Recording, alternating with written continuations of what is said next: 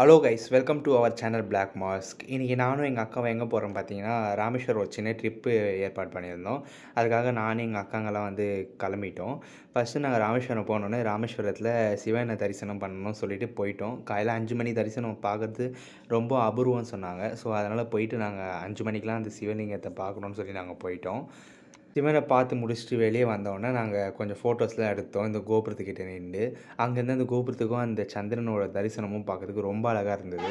அதுக்கப்புறம் கடலில் போய் நாங்களும் குளிக்கணும்னு சொல்லிட்டு எல்லோரும் போய் குளித்தோம். செத்தவங்களை நினச்சிட்டு இந்த கடலில் நம்ம தர்ப்பணம் பண்ணுவாங்க. அதே மாதிரி 3 வாட்டி முழுகி இருந்தால் நம்ம செத்தவங்களுக்கு மோட்சம் கிடைக்கும்னு சொல்லி சொன்னாங்க. நாங்களும் எங்கள் வீட்டில் இருக்கவங்களெல்லாம் நினச்சி 3 வாட்டி எல்லாருமே தண்ணியில் முழுகி இருந்தோம். அதுக்கப்புறம் கொஞ்ச நேரம் நாங்களும் தண்ணியில் விளையாடிட்டு கடல் தண்ணியில் அதுக்கப்புறம் ஜாலியாக ஒரு 12 கோவில் சுற்றி காமிக்கிறதுக்காக ஆட்டோக்காரங்களை கேட்டிருந்தோம். ஸோ நாங்கள் நெக்ஸ்ட்டு நம்ம அந்த ட்ரிப்புக்கு தான் நாங்கள் போக போகிறோம். பாருங்கள்,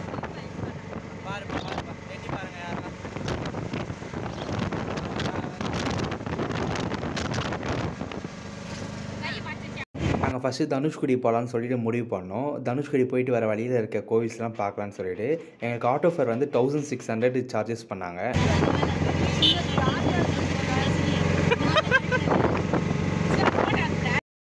நம்ம ஆட்டோக்கு ராமேஸ்வரம் பொறுத்த வரைக்கும் ரொம்ப கஷ்டப்பட்டோம்லாம் இல்லை. கோவிலாண்டே நிறைய ஆட்டோஸோடைய ஃபெசிலிட்டிஸ்லாம் இருக்குது.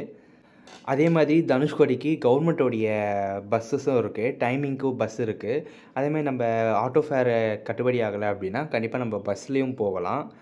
கோவிலோடைய நியர்பையிலே தான் பஸ் ஸ்டாண்டும் இருக்குது. நம்ம பஸ்ஸு ஃபெசிலிட்டிஸும் நம்மளுக்கு தனுஷ்கோடிக்கு போகிறதுக்கு இருக்கிறதுனால டைமிங் பஸ் தான். நீங்கள் அங்கே போனீங்கன்னா பஸ்ஸில் கூட நம்ம தனுஷ்கோடி போய் பார்க்கலாம். தனுஷ்கோடி போகிறதுக்கு முன்னாடியே ராவணனுடைய தம்பி விபீஷ்ணருக்கு பட்டாபிஷேகம் பண்ண ஒரு இடம் இருக்குது. அந்த கோவில் தான் நாங்கள் ஃபஸ்ட்டு போனோம். ஏன்னா தனுஷ்கோடிக்கு போயிட்டு ரிட்டர்ன் வரும்போது அந்த கோவிலில் போய் பார்க்கணும். கோவிலுக்கு 2 பக்கமே பார்த்திங்கன்னா ஒரே தண்ணி தான். கடல் போல் ரொம்ப இதுவாக இருந்தது. அந்த தண்ணி ரொம்ப தரையோட தரமட்டமாக இருக்கிற மாதிரி இருந்தது. ஆனால் இங்கே ஒரு இன்னொரு விஷயம் என்னென்னா, இந்த கோவிலுக்கு போயிட்டு ஆப்போசிட்லேயே நிறைய பேர் பார்க்க மாட்டாங்க. அதுக்கு ஆப்போசிட்டில் பார்த்தீங்கன்னா ஒரு சிவலிங்கம் வச்சுருக்காங்க. அங்கே அந்த மிதக்கும் பாறை நம்ம தலைமையில் வச்சு ஆசீர்வாதம் பண்ணுவாங்க. இந்த கோதண்டராமருடைய டெம்பிளுக்கு இந்த கோவிலுக்கும் ஆப்போசிட்டில் தான் அந்த பாறை தலைமையில் வச்சு ஆசீர்வாதம் பண்ணுற இடம் இருக்குது. நம்ம ஃபஸ்ட்டு உள்ளே போய் இது சுற்றி பார்த்துட்டு வந்தாச்சு. கோயிலுள்ள சாமியெல்லாம் ஃபோட்டோ எடுக்கக்கூடாதுன்னு சொல்லிட்டாங்க.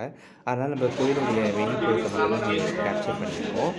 நீங்கள் இது கோயிலை முடிச்சுட்டு வெளியே வந்தோடனே நான் அந்த சிவலிங்கத்தாண்ட போகும்போது அந்த இடத்த காமிச்சிருக்கேன் பாருங்கள்.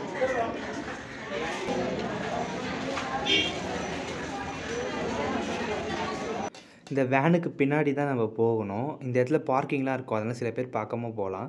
நீங்கள் இந்த இடத்துல பார்த்தீங்கன்னா அந்த சிவனுடைய இதோ பார்க்கறதுக்கு நம்ம போக முடியும். அது அந்த கடல் தண்ணியோடைய நீர்மட்டத்தில் தான் வச்சுருக்காங்க அந்த சிவலிங்கத்தையும். அந்த கல்லை எடுத்து தண்ணியில் நம்மக்கிட்ட போட்டு காமிக்கிறாங்க. இல்லை நம்ம கேட்டாலும் நம்மளை போட சொல்லி காமிக்கிறாங்க. இதுக்கு 20 ரூபா சார்ஜஸ் பண்ணுறாங்க. அந்த 8 கிலோ இருக்குது அந்த கல்லோடைய வெயிட்டு. அதை நம்ம தலையில் வச்சு ஆசீர்வாதம் பண்ணுறதுக்கு, இந்த கல்லை நம்ம தலையில் வச்சு ஆசீர்வாதம் பண்ணுறதுக்கு நமக்கு 20 ரூபா டோக்கன் சார்ஜஸ் பண்ணுறாங்க.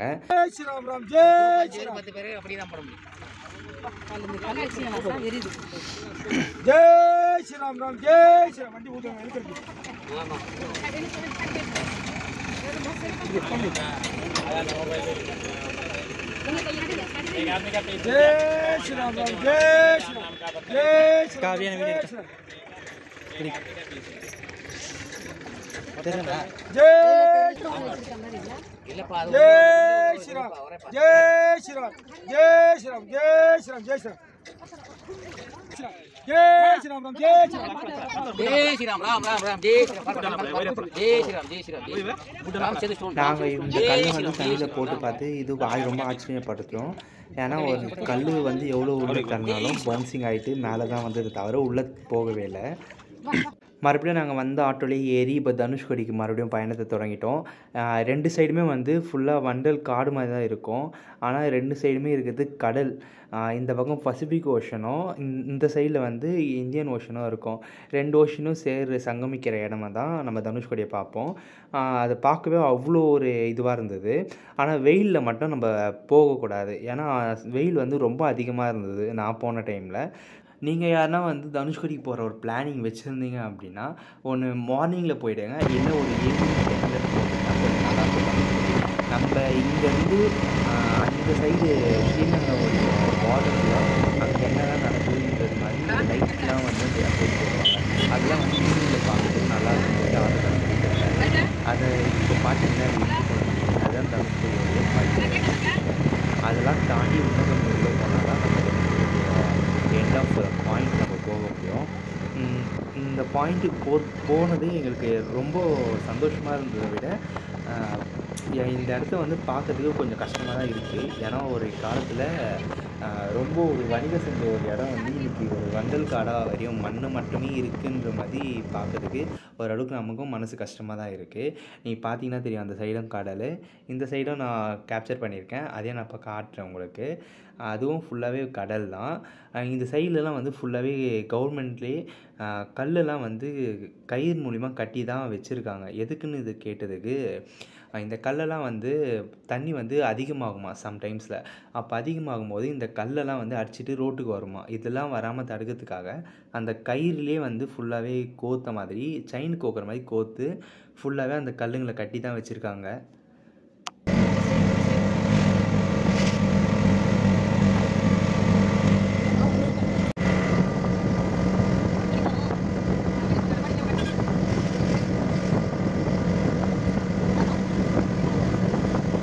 நான் வீடியோவுடைய ஸ்டார்டிங்லேயே சொல்லியிருப்பேன், தனுஷ்கோடி போகிறதுக்கு பஸ் இருக்குன்னு. இதை பார்த்தீங்கன்னா தெரியும் உங்களுக்கு.